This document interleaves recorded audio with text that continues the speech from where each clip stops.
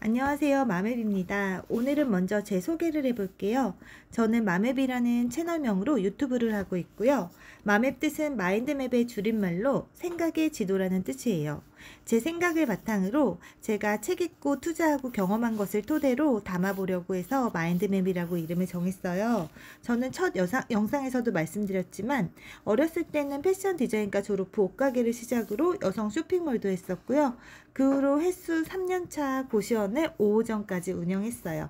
이 부분을 천천히 다다음 영상에서도 담아볼게요. 그럼 이번 편 고시원 임장 노하우를 알려드릴게요. 제가 지금부터 임장했던 고시원들을 영상으로 보여드리겠습니다. 제가 처음에 고시원 하기 전 1호점은 70군데를 보고 결정을 했는데 그 후 2호점에서 5호점까지 고시원은 50군데 정도 보고 4군데를 전부 다 계약을 했어요. 처음엔 아무것도 모르고 기준이 되는 것도 물건이 없었기 때문에 더더욱 많은 물건을 봤었는데요. 앞으로 처음으로 고시원 알아보는 분들은 혹은 초보분이 알아보러 다니시는 분이 보고 가시면 시간을 줄일 수 있지 않을까 싶은 마음에 영상을 올려봅니다. 노하우 첫 번째, 저는 입지를 가장 중요하게 생각해요. 가장 중요한 부분 중 하나는 입지인데 일단 주거잖아요. 여러분, 입지를 어떻게 나누는지 아세요? 제가 부동산 유료 강의를 많이 들었는데 거의 강사분들이 서울에서의 입지는 강남과의 거리로 보더라고요. 그 이유는 강남에 일자리가 너무너무 많이 있어요. 그러면서 하는 말씀이 첫 번째도 입지, 두 번째도 입지. 그렇게 말씀을 하시는데 물론 매매 사례로 말씀하셨겠지만 그래도 주거니까 직장과 집과에 가까운 직주 근접한 곳에 고시원이 있어야 입실자분들이 수요가 많을 거예요. 연간에서 강남에 일자리가 많아요. 그 밖에도 여의도, 시청, 을지로 쪽이 일자리가 많고요. 그리고 강남은 일자리뿐만 아니라 대치동에 학원 가는 학생도 많고 코엑스에 그 많은 수많은 일자리를 갖고 있어요.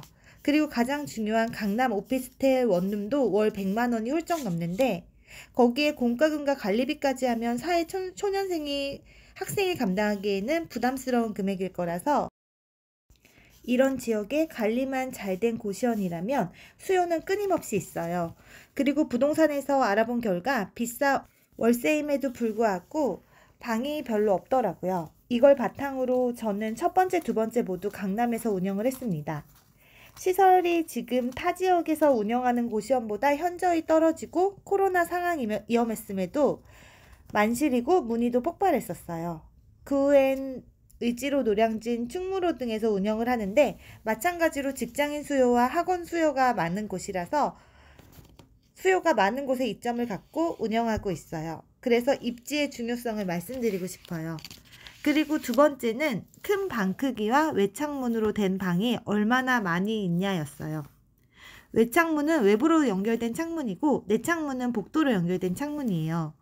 고시원은 장기 숙박한 분들의 비중이 많아야 신경을 덜 쓰고 수익률을 높게 운영할 수가 있는데 확률적으로 큰 방에 계시고 외창문에서 계시는 분들의 장기 숙박이 많았어요. 물론 전부 그런 건 아니지만 제가 운영했던 모든 곳은 큰 방과 외창문이 있으면 거의 그랬어요. 그리고 큰 방이고 외창문이기 때문에 그런 분들의 입실료가 더 높게 측정이 되어 있어도 그 큰 방을 찾는 분들이 월등히 문의가 많았어요.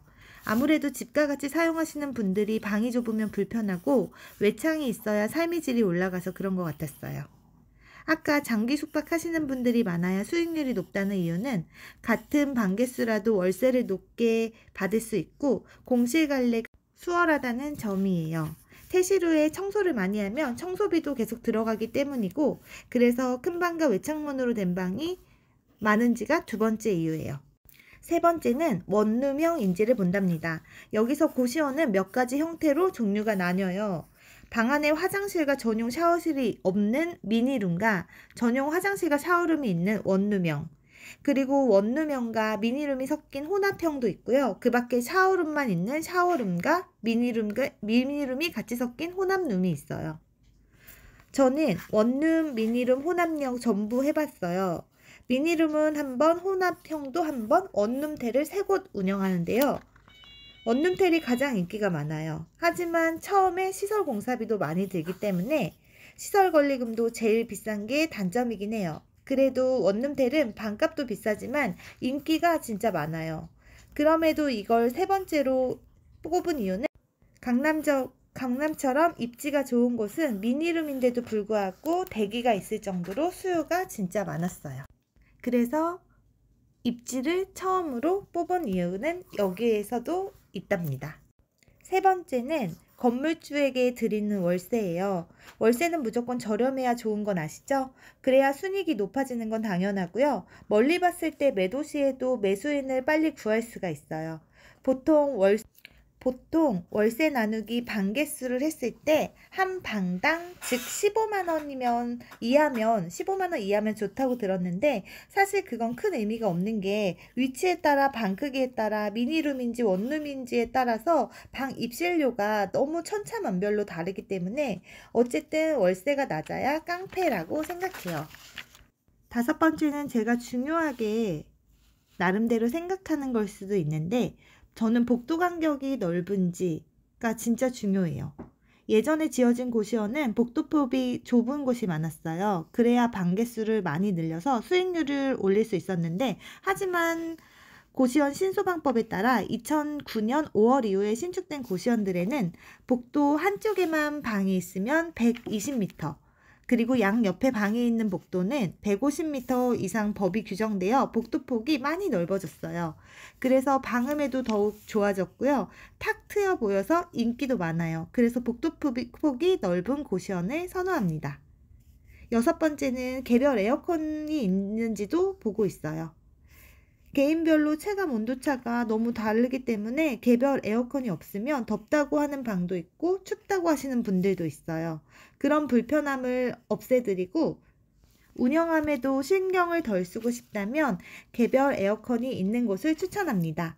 그 밖에도 저는 고시원 구할 때 정말 마음에 드는 곳이 있으면 현관 앞에서 약속 있는 척 서 있으면서 몇십 분이라도 입실자분들이 어떤 학생분들인지 아니면 성별은 어떤지 꼭 보고 왔어요. 한 번 보고 알 수 있는 건 아니지만 꼭 저는 보게 되더라고요. 전에 인수하려던 고시원은 1시간 정도 원장님과 대화를 하는데 문신하시고 눈빛이 무서운 분들이 몇 분 계시더라고요. 그래서 계약금을 낸 상태인데도 불구하고 저희가 파기를 해서 손해를 본 적도 있었어요. 꼼꼼히 봐서 저처럼 피해 없길 진짜 바랍니다. 그리고 옥상 사용 여부도 저는 중요해요. 물론 건조기로 빨래를 말릴 수도 있겠지만 입실자분들이 자연 건조를 할 수 있기 때문에 저는 옥상 부분도 중요하다고 생각해요. 그리고 마지막 건물주분도 진짜 중요한 것 같아요. 4번 정도 건물주분이 월세를 너무 많이 올려서 계약을 했다가 파기되는 경우가 있었어요. 그리고 계약 내용에 하회조서라는 건 이건 다음에 말씀드릴게요. 하회조서의 특약의 부분에 재건축 혹은 리모델링이 진행되면 저희가 나가야 한다는 부분의 내용이 있어서 계약을 파기하게 되기도 했어요. 이건 건물주분이 나쁜 건 아니고 사실 입장 차이라고 생각해요. 그럼에도 불구하고 계약을 이어나가는 건 본인의 선택이지만 그런 곳은 리스크가 있어서 저는 선택하지 않았어요. 그리고 건물주분이 다음 임차인을 안 받는다고 하셔서 인수 못한 것도 있었어요. 그랬기에 건물주분도 정말 중요했답니다. 이런 내용을 참고하셔서 꼭 좋은 물건 찾길 바랄게요. 그런데 요즘 1인 가구와 해외 유학생들도 많이 한국에 들어오다 보니까 이게 안정적인 주거 사업으로 요즘 고시원이 사업하시는 분들 사이에 인기가 너무 많아서 매물도 거의 안 나올 뿐만 아니라 매물이 나온다 해도 권리 금액이 비싼데도 불구하고 금방 매수가 되어버리니까 신중하게 알아보는 시간에 다른 분들에게 계약이 되어 그 물건이 없어지는 경우도 있어요. 그러니 공부 많이 하시고 좋은 물건을 보실 수 있는 눈이 생기셔서 저처럼 많은 물건 보지 않고도 너무 예쁜 고시원 친구 얻길 바라겠습니다. 마지막으로 중요한 건 얼마나 살기 편하게 해드리며 운영하느냐 같아요. 사실 본질에 가장 충실하는 게 좋은 것 같아요. 좋은 물건을 찾고 싶은 분들께 도움이 됐으면 합니다. 소중한 시간 내주셔서 감사합니다. 항상 행복하시고요. 다음 영상에서 뵐게요. 앞으로도 제 영상이 궁금하다면 구독, 좋아요 부탁드립니다.